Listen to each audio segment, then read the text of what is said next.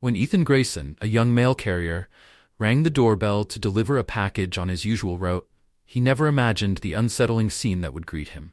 As the door creaked open, he found himself staring at a shocking sight.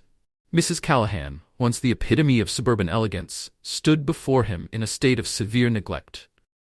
Her silver hair was tangled and unwashed, her clothes hung loosely, stained and crumpled. She was a shadow of the vibrant woman Ethan had known. As Mrs. Callahan swayed unsteadily in the doorway, Ethan caught a glimpse of her home. What he saw made his stomach drop. In that heart-stopping moment, Ethan knew he couldn't just walk away. The first rays of dawn barely touched the horizon when Ethan's alarm clock shattered the quiet stillness of his apartment. Years of routine kicked in as he silenced the buzzer and swung his legs over the side of the bed. Moving with practiced efficiency, he padded to the bathroom, splashing cold water on his face to chase away the remnants of sleep. In the mirror, he adjusted the creases in his postal uniform with care. The familiar blue fabric, adorned with the emblem of the Postal Service, was more than just work attire to him. It symbolized his connection to the people of Meadow Creek, the small town he served. Grabbing a quick breakfast, a banana and a granola bar, Ethan headed out. The streets of Meadow Creek were still bathed in a serene hush, the town not yet fully awake. He inhaled deeply, taking in the crisp morning air laced with the scent of freshly cut grass and blooming flowers. At the post office, Ethan exchanged quick greetings with his colleagues as they geared up for the day ahead. Collecting his bag of mail and the keys to his familiar postal van, he mentally reviewed his route. Sliding into the driver's seat, the comforting hum of the engine enveloped him. This van, with its worn steering wheel and faint aroma of paper and ink, had become like a second home over the years. As Ethan navigated through the town, Meadow Creek slowly came to life. Early risers waved while collecting their newspapers, dog walkers offered cheerful smiles, and joggers gave brief nods in acknowledgement. These fleeting interactions, though small, grounded Ethan in his role, reinforcing his bond with the community. Each stop was a momentary thread in the fabric of his day. Letters dropped off, packages handed over, quick exchanges of kind words with familiar faces. They might seem insignificant to others, but to Ethan, they were meaningful. By mid-morning, Ethan paused to sort through his next batch of deliveries, leaning against the side of his van as he flipped through envelopes and small parcels. His hands moved with practiced ease, almost on autopilot, until a name on a package caught his attention. Callahan Margaret? A small smile crossed his face. It had been weeks since he'd seen Mrs. Callahan, a spirited, elderly woman who always brightened his day with her warm greetings. The thought of seeing her added a sense of anticipation to his otherwise predictable routine. Ethan's mind drifted to memories of Mrs. Callahan.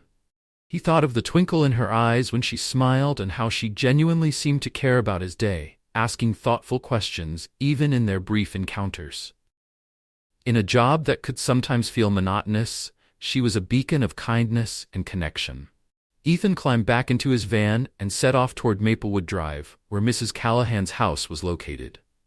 As he drove, he felt a small sense of anticipation for their usual brief exchange. It was often the highlight of his otherwise routine day. Little did Ethan know that this stop, like so many others before it, would mark the beginning of a journey that would challenge everything he thought he knew about his quiet mail route and the people he served. Pulling up to Mrs. Callahan's house, Ethan immediately noticed something unusual. The front yard, usually pristine with neatly trimmed grass and flower beds bursting with color, now looked neglected. Weeds sprouted between the flagstones, and the edges of the flower beds were overgrown. It was a subtle change, but it stood out to Ethan, who had delivered mail to this house for years. Shrugging off the observation, he grabbed the small package addressed to Mrs. Callahan and made his way up the path. The sun had warmed the concrete beneath his feet, and the air carried the faint scent of summer blooms. As he approached the door, he noticed another troubling detail. A stack of newspapers lay on the porch, their edges yellowed from days of exposure. Frowning, Ethan pressed the doorbell, its muffled chime faintly audible inside. He waited, shifting his weight from one foot to the other, ears straining for any sign of movement. Seconds stretched into what felt like minutes. After a long moment of silence, Ethan rang the bell again and added a few firm knocks on the door. Still no response. A faint unease began to creep over him. Mrs. Callahan was always prompt in answering the door, greeting him with a cheerful smile and warm words. Her absence felt wrong. It was like hearing an out-of-tune note in a familiar song. With a sigh, Ethan pulled out his notepad and scribbled a quick note about the package. He slipped it into the mailbox, which he now noticed was stuffed with uncollected letters. The sight only deepened his concern. As Ethan turned to leave, movement caught his eye. Across the fence, Mrs. Callahan's neighbor, Mr. Harvey, was watering his rose bushes. Ethan raised a hand in greeting, an idea forming in his mind. "Good morning, Mr. Harvey," Ethan called, walking over to the fence. The older man looked up, squinting against the sunlight. "Morning, Ethan. How are you today?" "I'm well, thank you," Ethan replied politely, though he hesitated before adding, "I was wondering, have you seen Mrs. Callahan lately?" Mr. Harvey frowned, his weathered face furrowing with concern. "Now that you mention it, I haven't. She used to be out in her garden nearly every day, but—" His voice trailed off as he looked toward Mrs. Callahan's house, his expression troubled. "How long has it been?" Ethan asked, a knot forming in his stomach. "Oh, at least a couple of weeks, I'd say," Mr. Harvey replied. "Is everything all right?" Ethan forced a reassuring smile, not wanting to alarm the neighbor unnecessarily. "I'm sure it's nothing. I probably just missed her a few times, that's all. Thanks for your help, Mr. Harvey." As Ethan walked back to his van, Mr. Harvey's words echoed in his mind. 2 weeks without anyone seeing Mrs. Callahan? It didn't feel right. She was always visible, always tending to her garden or waving to passersby. Her sudden absence was like a missing piece in the rhythm of Maplewood Drive. Climbing into his van, Ethan sat for a moment, gripping the steering wheel. He tried to rationalize the situation. Maybe Mrs. Callahan was visiting family, or perhaps she wasn't feeling well and had decided to stay indoors. But the overflowing mailbox, the unkempt yard, and now Mr. Harvey's confirmation of her absence all painted a different, more concerning picture. Starting the engine, Ethan pulled away from the curb, but he couldn't shake the unease that had settled over him. Mrs. Callahan's absence lingered in his thoughts, a persistent worry gnawing at the edges of his mind. As he continued along his route, Ethan found himself glancing back at her house in the rearview mirror, half expecting to see her familiar figure appear on the porch. But the house remained dark and still, its windows cold and uninviting. When he turned the corner and her street disappeared from view, the sense of something being deeply wrong stayed with him. By midday, Ethan pulled into the small parking lot of Rosie's Diner, his usual lunch spot. The diner's flickering neon sign was a beacon of comfort, its warm glow offering solace to weary locals. Normally, this break was a time for him to reset and recharge. Today, however, the knot in his stomach had tightened with every passing hour. As Ethan stepped through the door, the cheerful jingle of the bell above seemed out of place with his somber mood. The air inside was filled with the inviting aroma of coffee and grilled sandwiches, but for once, it failed to stir his appetite. "Hey there, Ethan," called Rosie, the diner's owner, from behind the counter. Her round face broke into a welcoming smile. "The usual?" Ethan nodded absently and slid onto his usual stool at the counter. "Thanks, Rosie." As Rosie moved to prepare his order, Ethan's mind wandered back to Mrs. Callahan. The image of her neglected yard and overflowing mailbox flashed repeatedly in his thoughts, a silent reminder of her prolonged absence. He couldn't shake the sense that something was deeply wrong. When Rosie returned, she set a steaming plate in front of him, a turkey club sandwich with a side of crispy fries. But Ethan barely noticed. He picked at the food, his appetite gone, as his mind replayed every detail of his visit to Mrs. Callahan's house. Mrs. Callahan had always been a fixture in the neighborhood, her presence as steady and reassuring as the sunrise.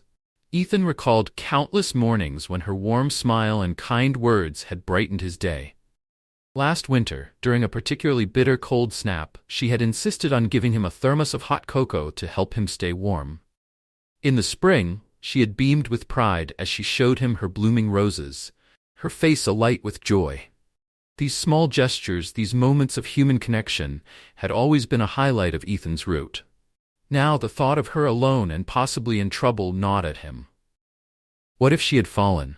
What if she were ill and unable to call for help?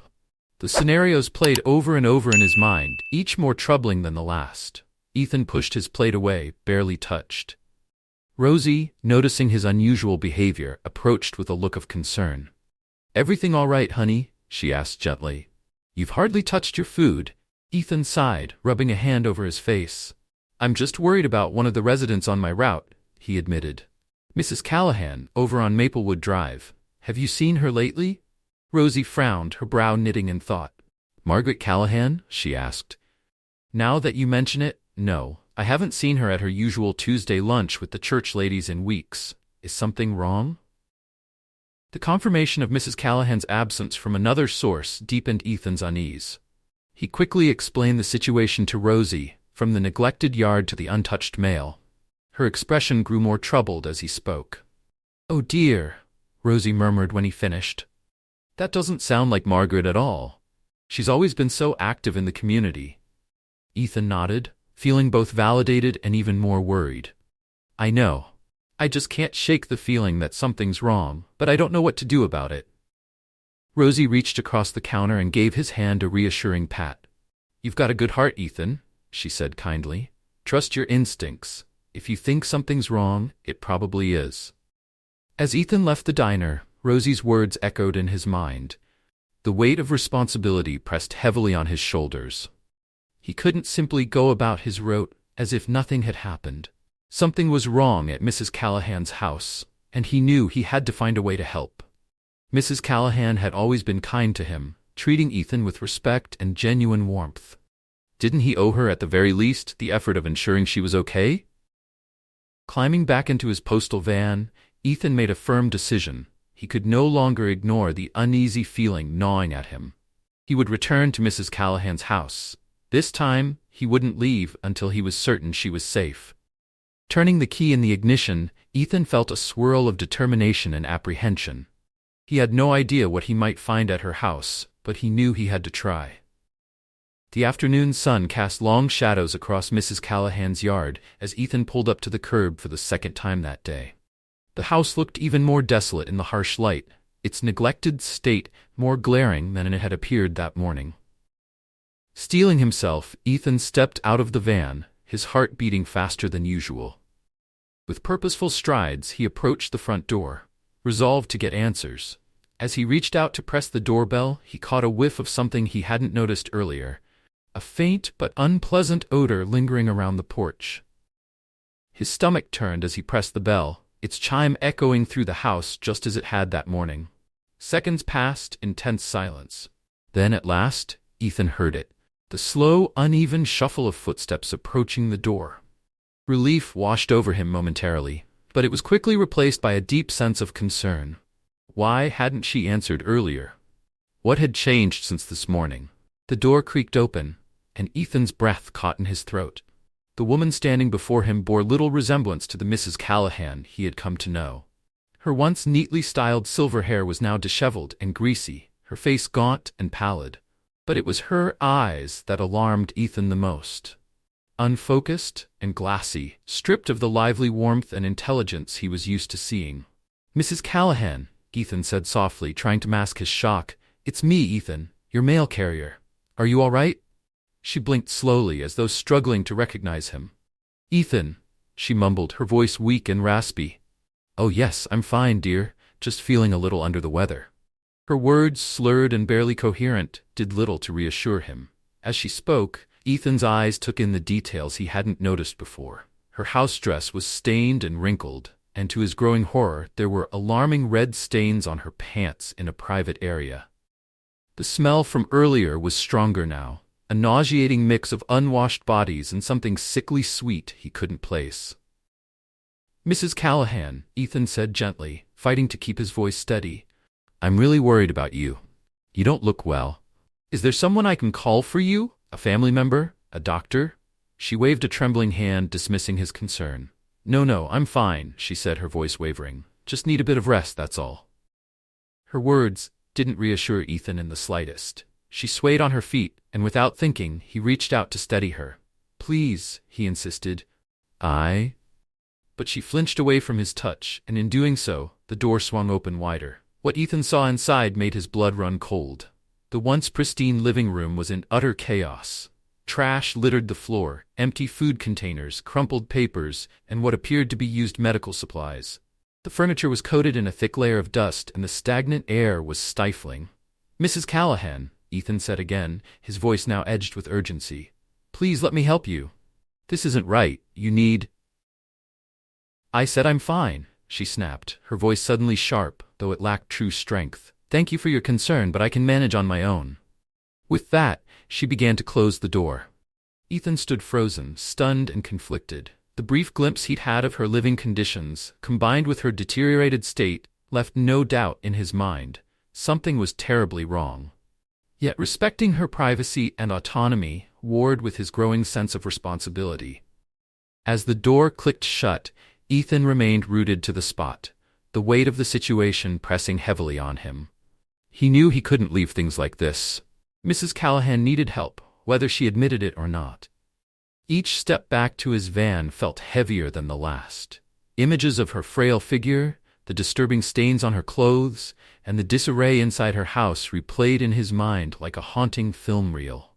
The stark contrast between the vibrant woman he knew and the reality he had just witnessed left him shaken and unsure. Ethan climbed into his van but didn't start the engine. Instead, he sat there gripping the steering wheel, his thoughts a whirlwind of conflict and doubt.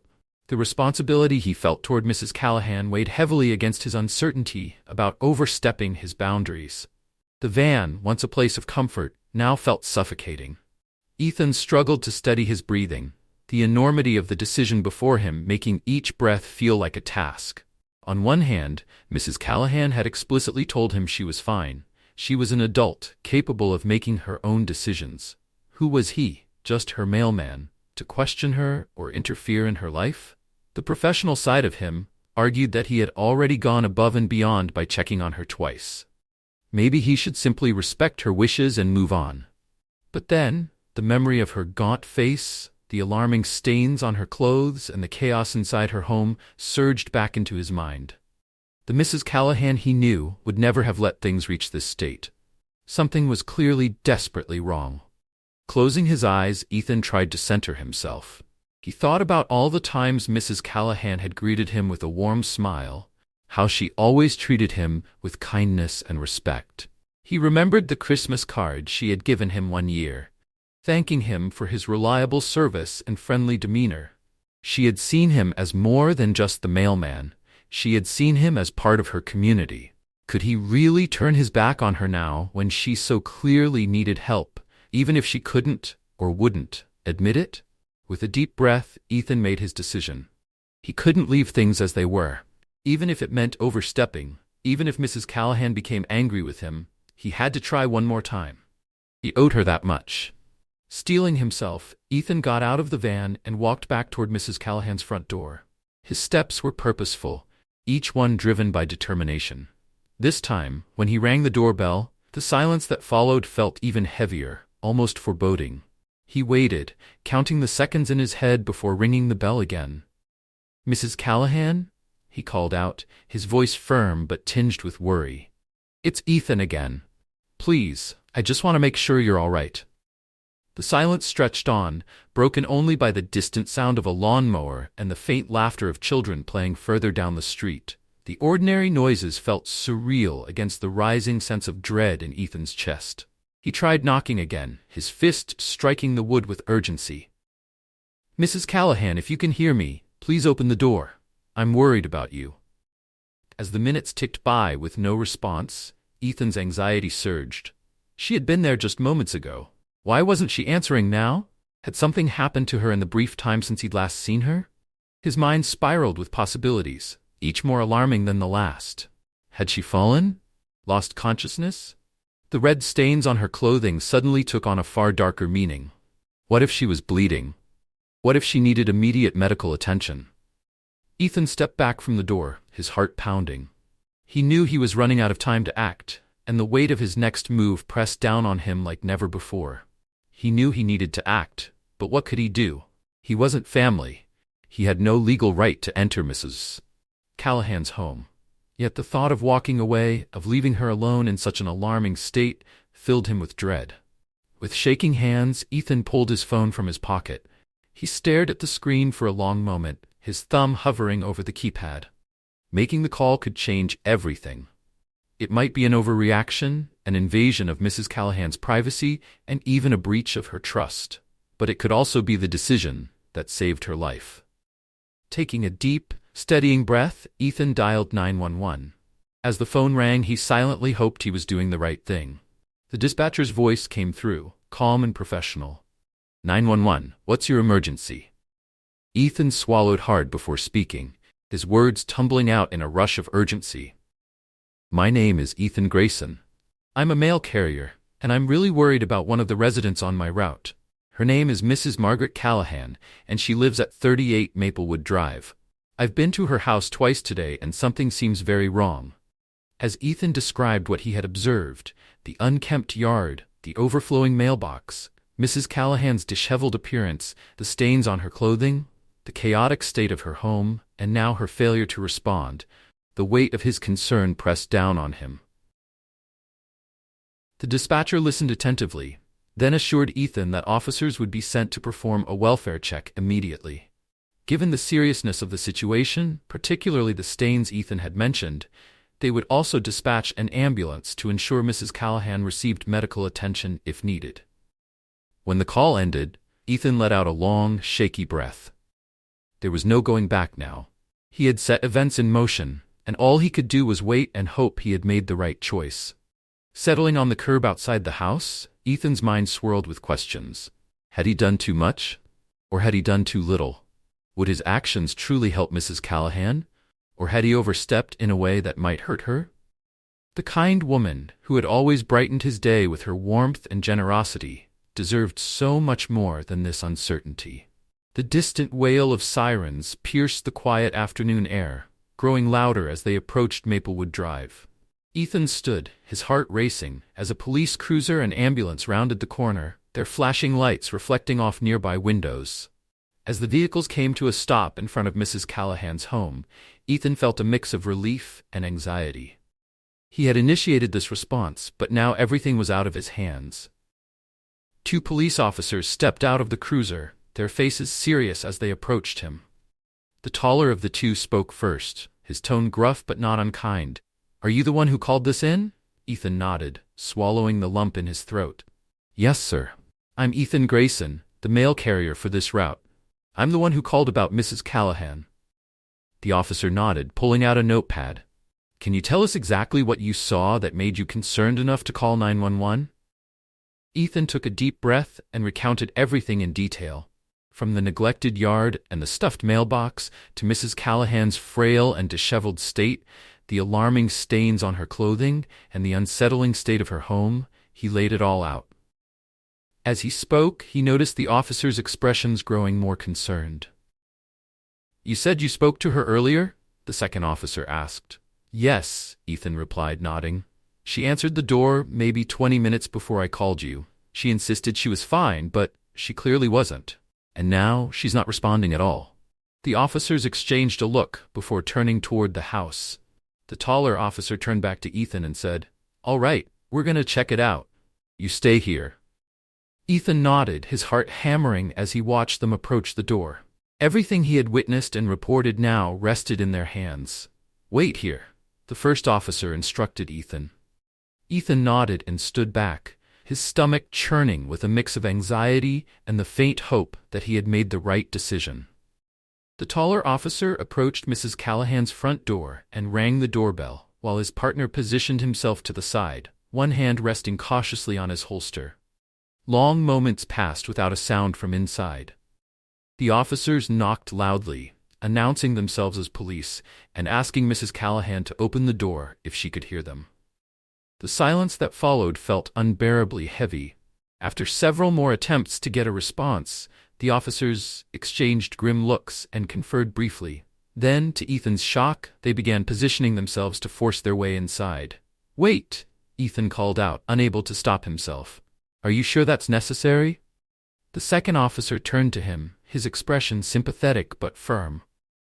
Sir, based on what you've told us and the lack of response, we have reason to believe Mrs. Callahan may be in immediate danger. We need to perform a welfare check, and that may require entering the premises." Ethan nodded, stepping back with a pounding heart as the officers prepared to breach the door. The sound of splintering wood echoed down the quiet street as they forced it open and disappeared inside. The next few moments felt like an eternity to Ethan. He stood frozen on the sidewalk, straining to hear anything from within. His breaths came shallow and fast as tension gripped his chest. Suddenly, the silence broke. "We need medical assistance in here now," one of the officers shouted. The paramedics, who had been waiting by the ambulance, sprang into action. They rushed past Ethan, medical bags in hand, and hurried through the open door. The scene unfolding before Ethan felt surreal, like something out of a TV drama rather than the familiar, quiet Maplewood Drive he knew so well. He stood rooted to the spot as more voices joined the commotion inside the house. Urgent instructions rang out, followed by the rustle of equipment being moved. Beneath it all, Ethan caught a faint, pained moan that sent a chill through him. It was Mrs. Callahan's voice. The weight of what was happening hit Ethan all at once. His decision to call for help had set this into motion. While he felt relief that professionals were now handling the situation, he couldn't escape the guilt of wondering if he should have acted sooner. The reality of what Mrs. Callahan had been enduring was clearly far worse than he had imagined. Around him, the once calm street had become a scene of quiet chaos. Neighbors peeked out of windows, and a few ventured onto their lawns to watch the unfolding drama. The sight of flashing lights and the activity around the house had drawn their attention. Finally, after what felt like hours but was likely only minutes, one of the officers emerged from the house. His face was grim as he approached Ethan. "Sir," the officer began, his voice low and serious, "I need to ask you a few more questions about Mrs. Callahan." Ethan swallowed hard, his throat dry. "Of course," he replied. "When was the last time you saw her before today?" Ethan racked his brain, trying to recall. "It must have been about 2 weeks ago, maybe a little more. She usually comes to the door when I deliver the mail, but I hadn't seen her in a while. That's part of what worried me today." The officer nodded and jotted down notes in his pad. "In your earlier interactions with her, did she ever mention any health issues? Family members or friends who check on her regularly?" Ethan shook his head, the knot in his stomach tightening. "No, she never mentioned any serious health problems. I don't know much about her personal life, honestly. As far as I know, she lives alone." The officer nodded again, his face betraying little emotion. Before he could continue, the front door opened once more, this time with paramedics guiding a stretcher out. Ethan's breath caught as he saw Mrs. Callahan lying on the stretcher, her frail form nearly unrecognizable beneath the straps and blankets. Her face was pale, her breathing shallow, and an IV bag hung above her. The sight hit Ethan like a physical blow. This was the same woman who had always greeted him with a warm smile, who had taken such pride in her home and garden. Now she looked so fragile, so vulnerable. As the paramedics loaded her into the ambulance, Ethan turned back to the officer, his voice barely a whisper. "What happened? Is she going to be okay?" The officer sighed, his face heavy with the burden of what he had seen. "It's hard to say right now, but from what we've found inside, Mrs. Callahan is in serious condition. She appears to have been living in extremely unsafe circumstances. The medical team will do everything they can for her." The officer sighed. "From what we can tell, Mrs. Callahan appears to be a cancer patient. We found evidence of treatments, medication, medical equipment, that sort of thing. She's severely dehydrated and malnourished." He hesitated before adding, "What's puzzling is why she was at home in this condition instead of in a hospital. It seems she's at a stage where she needs constant medical care." Ethan felt his knees weaken as he absorbed the information. But she answered the door earlier. She told me she was fine. People in her condition often try to hide how bad things are," the officer said gently. "Pride, fear, confusion. There could be many reasons. What matters is that you trusted your instincts and called us. You may very well have saved her life." The officer's words, though intended to be comforting, only deepened the turmoil in Ethan's mind. If he had acted sooner, could this have been prevented? Should he have noticed the signs weeks ago? The weight of these questions bore down on him as guilt mingled with relief. As these thoughts swirled, Ethan noticed something else being carried out of the house. Medical equipment, including an IV stand similar to the one now attached to Mrs. Callahan's stretcher. Seeing Ethan's confusion, the officer offered an explanation. "It looks like Mrs. Callahan was trying to care for herself at home," he said. "We found medical supplies and prescriptions inside. We're not sure of the full story yet, but it seems she may have been discharged from a hospital recently and left to manage on her own." The implications hit Ethan hard. Mrs. Callahan had been suffering alone, unable to properly care for herself, while life in the neighborhood continued as usual. How had no one noticed? How had he not realized something was so terribly wrong? The ambulance doors closed, and the vehicle prepared to leave. The sound of the siren starting up sent a jolt through Ethan's chest. Determined to do more, he turned back to the officer, his voice steadier now. "Which hospital are they taking her to?" Ethan asked. "I'd like to check on her if that's allowed." The officer gave him a small nod of approval. "They're heading to Northview General. You've already gone above and beyond, Mr. Grayson, but I think Mrs. Callahan would appreciate seeing a familiar face." Ethan watched as the ambulance pulled away, its wailing sirens fading into the distance. A heavy mix of emotions weighed on him: relief, guilt, worry, but with it came a new resolve. He had trusted his instincts and made the call, but now he felt compelled to follow through. He couldn't let Mrs. Callahan face whatever came next alone. Taking a deep breath, Ethan returned to his postal van. His route was unfinished, but for once, the mail would have to wait. He had somewhere far more important to be. The fluorescent lights of Northview General Hospital cast a harsh glow over everything, heightening the sterile, impersonal atmosphere. Ethan sat in an uncomfortable plastic chair in the waiting room, his postal uniform rumpled from the long day. His mind was a storm of worry and unanswered questions, but one thought rose above all others: he wouldn't leave until he knew Mrs. Callahan was safe. Ethan had arrived at Northview General Hospital shortly after the ambulance, having raced through the rest of his route in record time. At first, the hospital staff had been reluctant to provide him with any information since he wasn't a family member. It had taken a thorough explanation and the timely arrival of one of the paramedics from the scene to vouch for him before they allowed him to stay in the waiting area.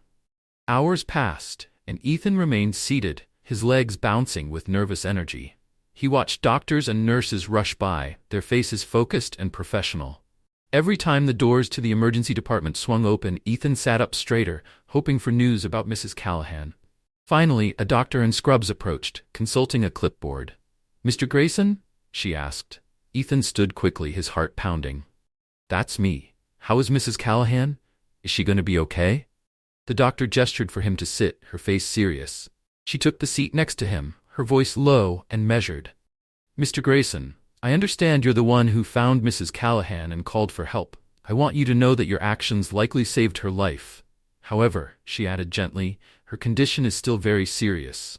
Ethan felt his throat tighten. How bad is it?" he asked, his voice barely above a whisper. The doctor sighed, clearly choosing her words carefully. "Mrs. Callahan is suffering from severe dehydration and malnutrition. Additionally, she has cancer that has progressed significantly. We're doing everything we can, but given her age and the advanced state of her illness, her prognosis remains uncertain." The words hit Ethan like a punch to the gut. He had known things were bad, but hearing the details laid out so clinically made the situation feel even more real. "I don't understand," he said, his voice cracking. "How did it get this bad? Didn't anyone know she needed help?" The doctor's expression softened. "From what we've been able to piece together, Mrs. Callahan was recently discharged from another hospital. She was supposed to have home care arranged, but..." She trailed off, frustration evident in her voice. "Sometimes patients fall through the cracks in the system, especially elderly patients without family to advocate for them."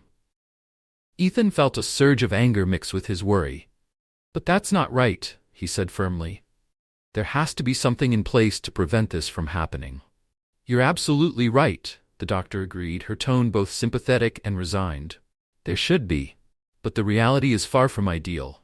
Overworked social workers, understaffed hospitals, insurance complications, it all adds up.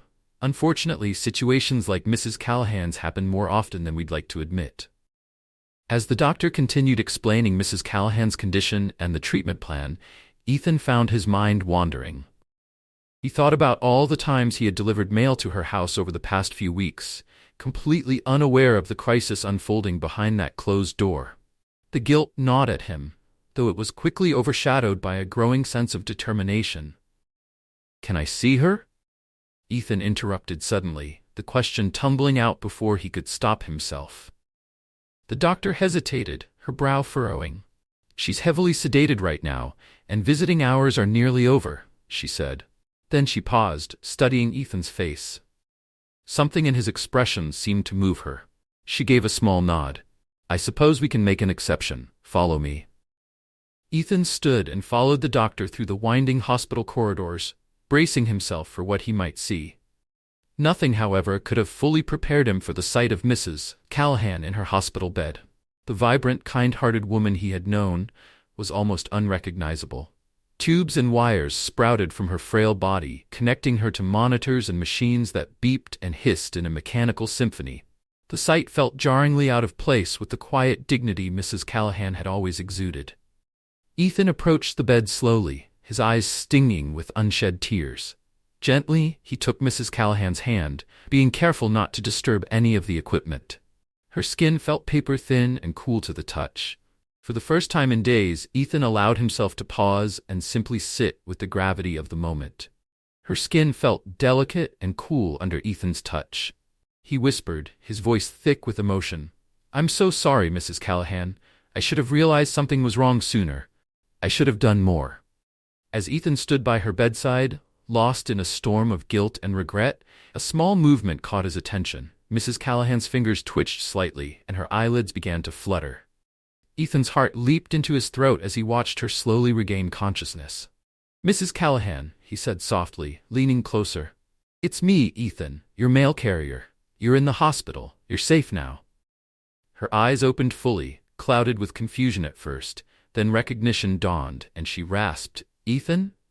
Her voice was weak but steady enough to bring him relief. What happened?"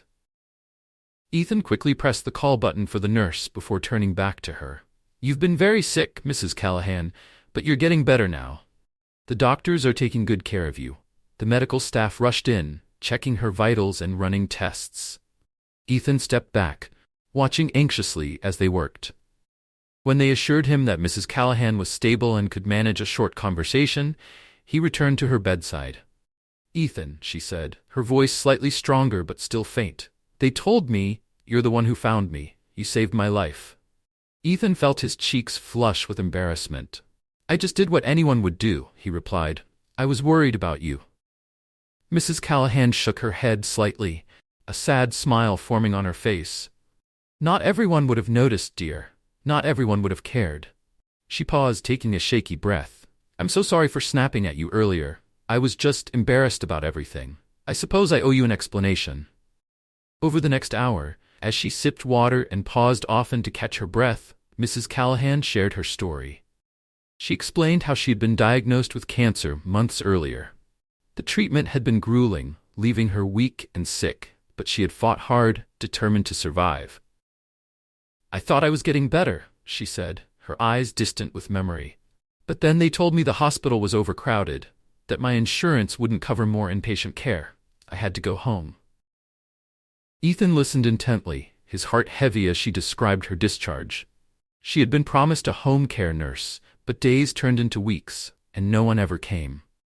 Too weak to care for herself and too ashamed to ask for help, she had slowly deteriorated. "I didn't want to be a burden," she whispered, tears glistening in her eyes. "I've always taken care of myself. I thought I could manage, but everything just kept getting worse." "What about family? Friends?" Ethan asked gently. Mrs. Callahan's smile was tinged with sadness. "Gone, dear. My Harold passed years ago, and we never had children. Most of my friends are either gone or in situations like mine. I didn't want to trouble the neighbors. Everyone has their own problems, you know." Ethan felt a lump forming in his throat. The thought of her struggling alone, too proud or ashamed to reach out, was almost unbearable. "You're not a burden, Mrs. Callahan," he said firmly. You should never have been left alone like that. It's not right." Mrs. Callahan squeezed his hand weakly. "The world isn't always right, dear, but having people like you in it, that gives me hope." They sat together in comfortable silence, both processing the weight of the conversation. A gentle knock at the door interrupted their thoughts. The doctor who had spoken to Ethan earlier entered the room, clipboard in hand. His expression was cautiously optimistic. "Mrs. Callahan," he began, his tone professional yet kind, "I'd like to discuss your treatment plan moving forward." "If you're feeling up to it," the doctor said gently. Mrs. Callahan nodded, her hand instinctively reaching for Ethan's. He gave it a reassuring squeeze as the doctor continued. "The good news is, despite the recent setback, we believe you have a strong chance of recovery if you're willing to undergo further treatment. The cancer hasn't progressed as much as we initially feared, and with aggressive therapy, we're optimistic about your prognosis." A glimmer of hope lit up Mrs. Callahan's eyes, but it was quickly tempered by worry. The doctor noticed her apprehension and shifted uncomfortably before addressing the elephant in the room. "However," he said, his tone becoming more cautious, "we do need to discuss the financial aspects of the treatment plan. Given the extent of care you'll need, I have to ask about your insurance status. This will be a high-cost treatment, and we need to—" "Don't worry about that," Ethan interjected, his voice steady and resolute. Both the doctor and Mrs. Callahan turned to him, startled by his sudden declaration. Ethan continued, his gaze unwavering. "Figure out what insurance will cover, and if there are additional costs, I'll make sure she's taken care of. I know for a fact that our neighbors, our whole community, would be more than willing to pitch in as well." Turning to Mrs. Callahan, Ethan softened his tone. "You don't have to face this alone anymore. We'll help you through this." The doctor's face relaxed into a relieved smile, visibly moved by Ethan's commitment. That's wonderful. It will certainly make things easier. I'll leave you two to discuss things further. We can go over the details of the treatment plan tomorrow once you've had some rest, Mrs. Callahan." As the doctor left the room, Mrs. Callahan turned to Ethan, her eyes brimming with tears. "Ethan, I don't know what to say. What you're offering, it's too much. I can't possibly accept." "You can and you will," Ethan replied gently but firmly. "Mrs. Callahan, you've always been kind to me and to everyone in the neighborhood. Now it's our turn to be there for you." Her tears spilled over, her voice choked with emotion. "You're an angel, Ethan, truly. I can't believe people like you exist in this world. How could I ever repay such kindness?" Ethan smiled, patting her hand. "You don't need to repay anything. Just focus on getting better. That's all we want." For a moment, they sat in companionable silence, the weight of the moment settling between them. Then Mrs. Callahan spoke again, her voice filled with wonder. "It's strange, isn't it, how our simple chats during your mail deliveries have led to this? I never imagined." "Life has a way of surprising us," Ethan replied thoughtfully. "But that's what community is about, isn't it? Being there for each other, in big ways and small." He leaned in closer, his voice filled with warmth and determination. "We're going to get through this together, Mrs. Callahan. You're not alone in this fight against cancer. We'll be with you every step of the way." Mrs. Callahan nodded, a small but genuine spreading across her face. For the first time in months, she felt a spark of real hope.